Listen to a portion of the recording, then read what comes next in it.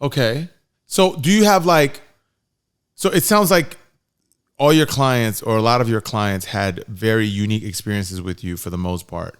Like, can you think of Yeah. any like extreme circumstances that you can think of that is memorable that you can share with us as a like professional cuddler? Like something that you think about that was like an extreme experience? Can you define extreme? Because I Extreme. can go in any which direction. 6 years worth of experience, that gives me a lot of material. No, like something that was like almost outrageous, but like also memorable. Like, is there something you can think of that was like not that was very atypical compared to everything else? Yeah, I can. Go ahead. Um, so I met a client when I was traveling out to Philly, Okay. and he reached out and he was very open. He's like, I have PTSD, I'm on the spectrum, I have ADHD. Um, when I met him for a session, like I felt very comfortable. Yeah. He comes from an Orthodox Jewish community, which is like one of the strictest ones. So like you do not touch Ooh. women unless it's your wife. Damn. He was divorced.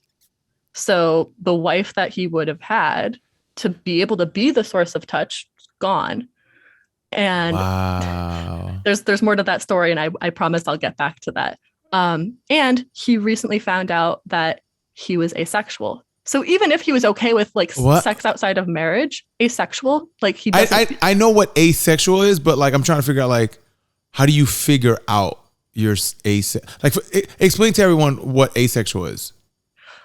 So my understanding of asexuality is that things that we deem as like sexual experiences, like sexual acts, just they don't really enjoy them to the extent that like I would say most people expect to. Okay. They can more or less take in this particular case, he could more or less take it or leave it because he was realizing like he wasn't really craving sex with his wife, which was part of like their own stuff. Like he wasn't looking for it even outside of that. So like the main source that generally is acceptable for men to go get touch is through sex, and he didn't even. Which I don't believe in that, but I agree where that mindset like might come from, but I personally don't believe that that's the main source of touch.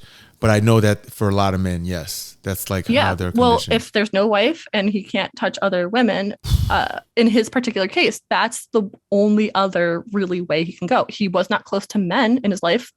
Orthodox Jewish communities, men can touch each other as much as he wants, but he doesn't have many male friends either. So every single space where he could have touch was just completely Stripped shut away. out It from was him. stripped away. He was completely touch starved.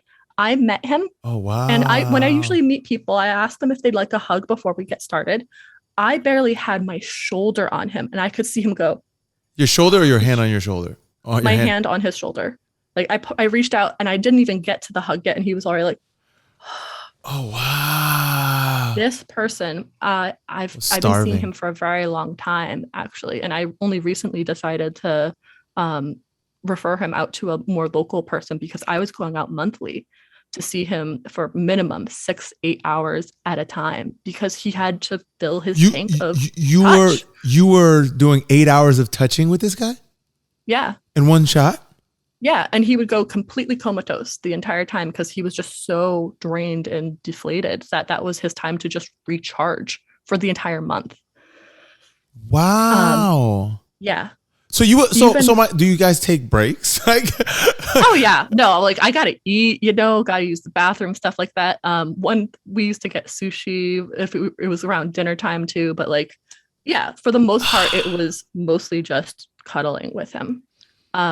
So going back to his wife being divorced, she remarried, and like during that time, pretty much everyone in his circle of people, even his parents, were going to this wedding because they knew the husband. Um, so he was going to be by himself on the day that his ex-wife was getting remarried. he was So gonna be by himself, like yes, he wasn't going to the wedding. no, no, Right. because they weren't on good terms at the time. He wasn't going. Okay. So he had asked me to come out. He was in like northern New Jersey, I think it was. He asked me to come out there and spend the day with him so he wouldn't be alone for it. So That's the a idea, really isolating time. so the idea of his wife getting remarried, right? Mhm. I didn't even know that was a thing in Orthodox Jew community, but like she was getting remarried, and the idea of his ex-wife being remarried triggered a lonely aspect of him that made him reach out to you so he wouldn't be alone. Or was it a companionship thing? Or Nobody was around. All of his friends, even his parents, were going to this wedding. He was not. stop. He literally had no one. Hold up. Damn. You asked for an extreme situation. This is the extreme No, situation. it's extreme, but it's also just like saddening because it's like, yeah. that's just one example of like someone, man or woman or whoever, like that's just one example of someone who is craving and starving for some type of attention that they're not getting, that is causing potentially not just psychological, but potentially physical pain, right? Yeah.